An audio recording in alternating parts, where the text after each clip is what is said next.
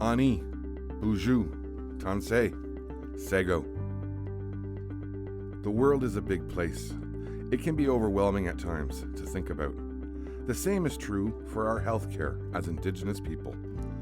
The Frontenac, Lennox, and Addington, Ontario Health Team, also known as the FLNA OHT, is being developed right now, and they believe they can provide seamless, fully coordinated care for patients with a team-based approach.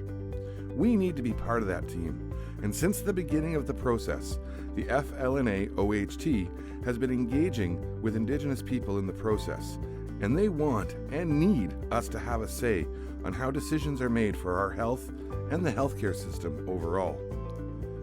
These are key ingredients when we talk about diversity and inclusion.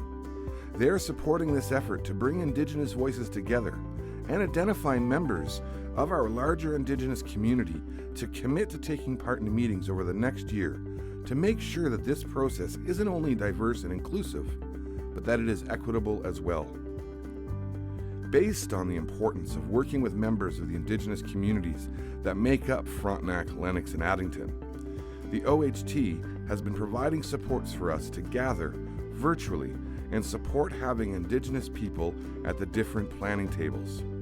Those meetings that'll take place that in the end will ensure our health needs are met.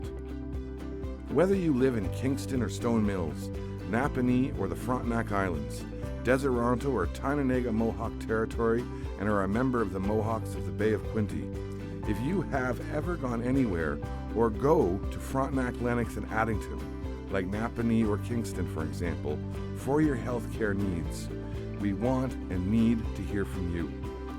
Your voice and your experiences matter. Stay tuned to www.threethings.ca for updates and opportunities to take a seat at the table where you can share your experience, wisdom, and voice, helping ensure we are part of this new model of healthcare from the very start. Email youmatter@threethings.ca for more information.